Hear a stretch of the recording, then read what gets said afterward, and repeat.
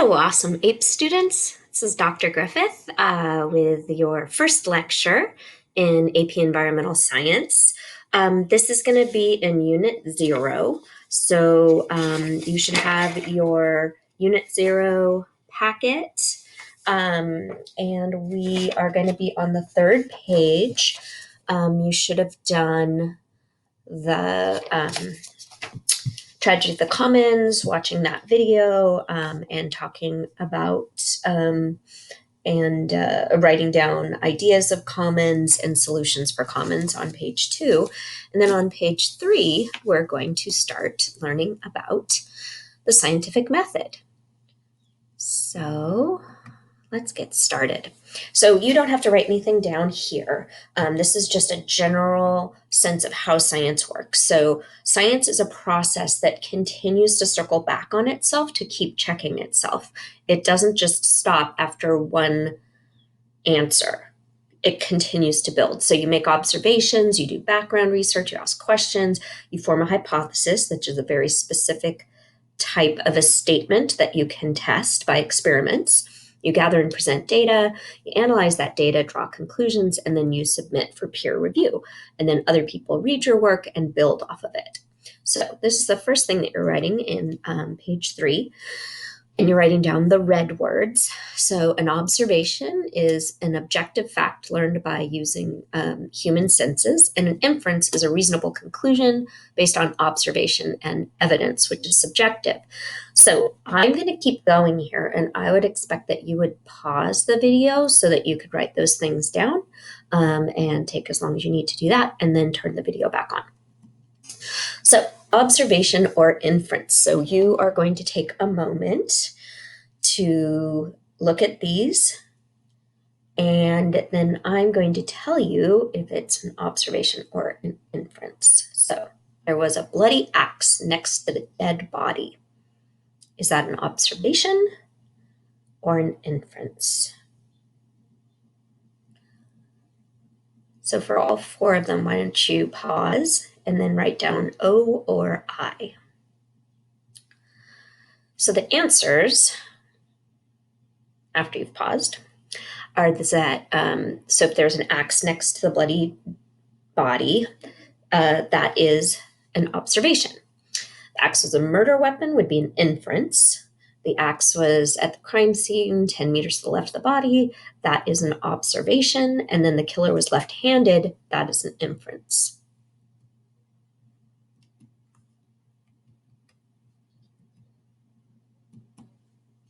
Okay. So okay, cool. So this is on the little stickies that you have, you're going to write down observations and inferences about this cartoon that says, my word, that one came just too close for comfort, if you ask me. So write down a few observations and inferences on page 3 in those little sticky note sort of looking things. Right there. Okay, and we can go over those in class. So, question. So how do you even know what to start looking at? You have to have a good question. When you have a good question, you are set. So background research, asking a question. What is previously known about the topic? Build on that. What is still needs to be known or perhaps confirmed? So our question, we're going to form into a hypothesis. Now, a hypothesis is a testable prediction. Usually we call it our testable question or a question in science. But there's some strict rules that we have to go by as scientists. So you can write these down. So a hypothesis is a testable prediction. Go ahead and write that down. A hypothesis written as a statement, not a question. I think or I predict is not in a hypothesis. A hypothesis is testable. For a hypothesis to be properly supported through evidence or rejected, it must be specific and stand one way or the other, not wishy-washy. Okay, so now we're going to, again, pause if you need to. And for some reason, this isn't moving, so it'll take longer.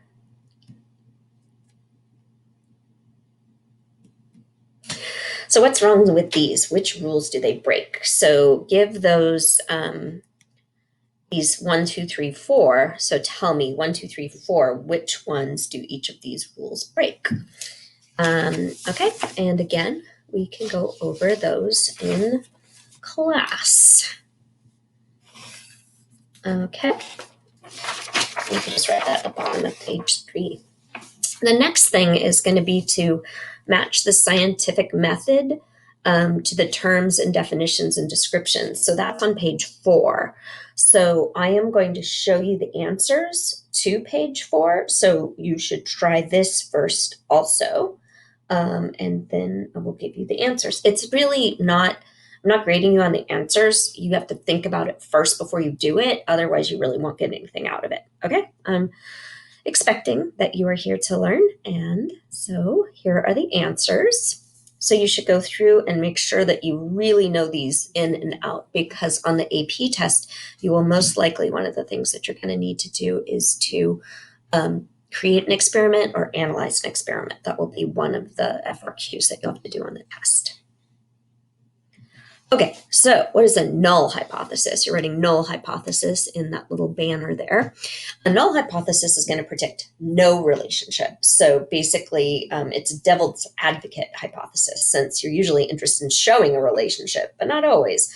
So tobacco scientists would say there's no relationship between smoking and lung cancer, and then you would try to prove or disprove the null hypothesis. Okay, so that's the definition there. Now I'm going to help you to understand this idea of designing an experiment. Okay, so maybe if you're shaking a lot, you can tell that the other guy was the control group. So let's talk about that. So you have two things, two big things, well, kind of three. You have your independent variable, which is what will be changed, and your dependent variable, which is what's going to be measured. And then all the other things should be controlled and constant and remain the same.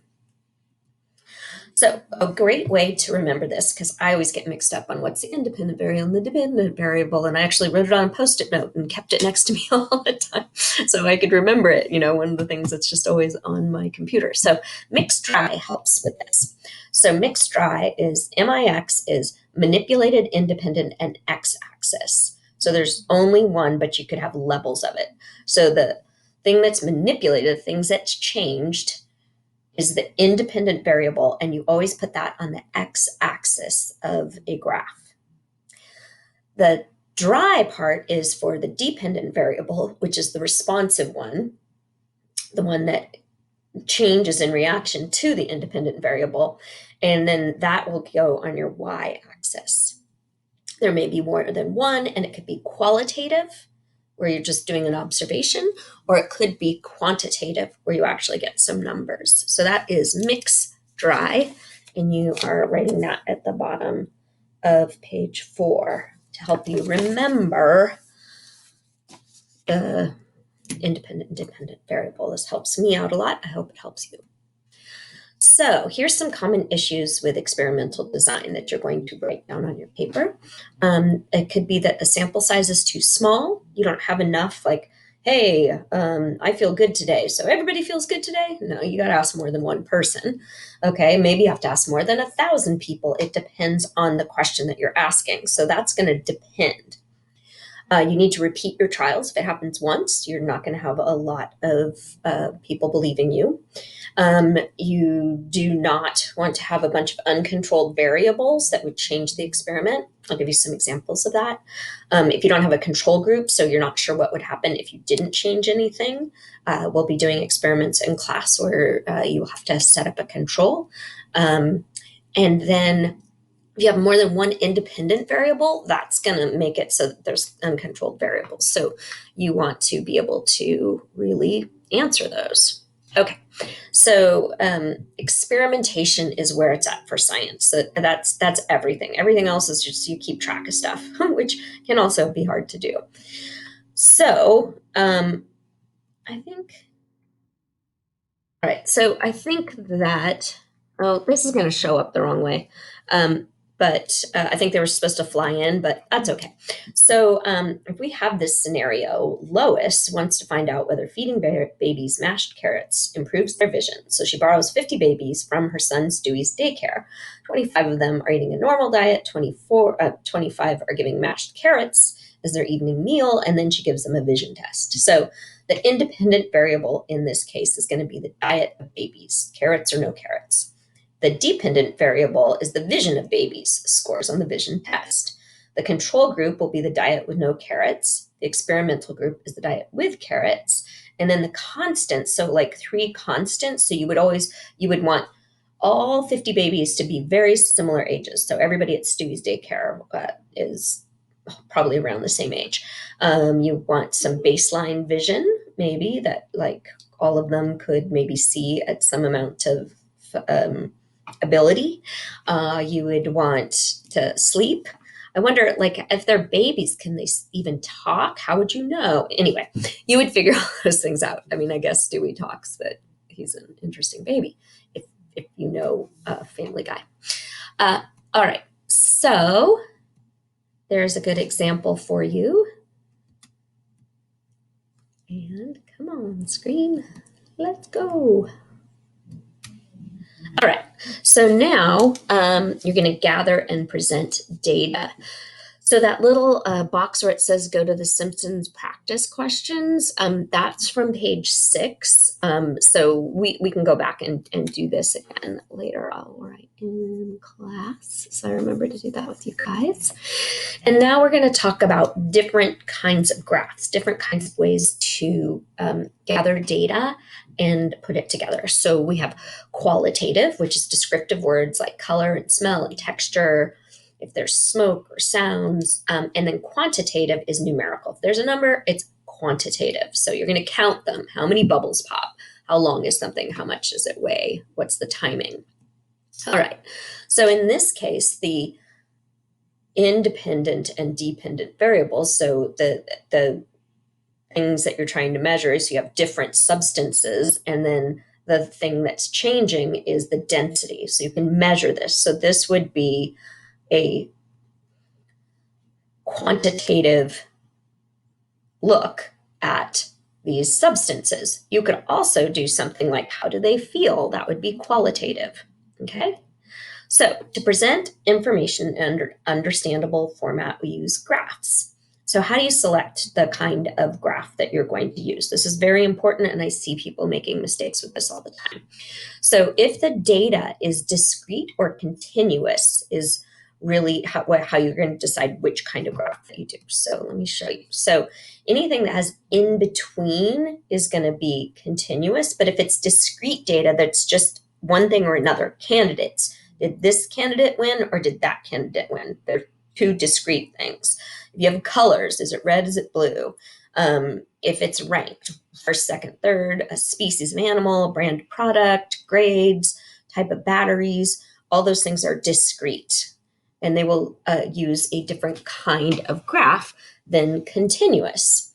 So a continuous type of data. Oh, so here's discrete data. So discrete data will be in a pie graph, like a pie chart, as you can see here. So you can write down on this part here, you can write down pi, a pie graph, and then explain that it's parts of whole, percentages, or fractions. Sometimes a pie graph makes sense, not always. And then a bar graph. A bar graph is excellent for discrete data. Okay, so you compare different categories with your x-axis and your y-axis. Okay, so that would be the 2 ways to do discrete data, a pie graph or a bar graph. Now, continuous data is going to be standards of measurements, amount of time, amount of length, amount of weight. Okay, maybe temperature. So a good way to do that is a histogram, where you can compare data by dividing into intervals or frequencies. Okay, so you would have histograms of height, perhaps, and then you could extrapolate a line graph, but you could use a histogram to get a frequency distribution. We do that a lot in environmental science, and a line graph. This is a classic and a perfect one for, very importantly, which we will be doing in class, to extrapolate things. So you can measure 2 points here and then imagine or extrapolate that if you that anything between the knowledge about dinosaurs and your age. Oh, that's funny. Sorry, I wasn't really paying attention. You know the most about dinosaurs when you're young, and then you lose the ability to know what's going on with dinosaurs because little kids like them so much. Okay.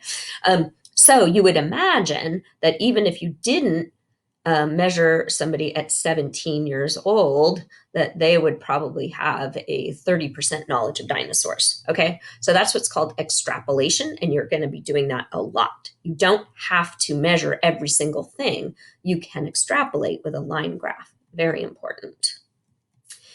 And then a scatter plot. This is going to determine correlation between variables and trends. Okay. And then you can do what's called a best fit line that would go through these. Okay. So this is scatter plot. So for discrete data, you have pi and bar. And for continuous data, you have a histogram, a line, or a scatter plot. And then the last thing we need to do is talk about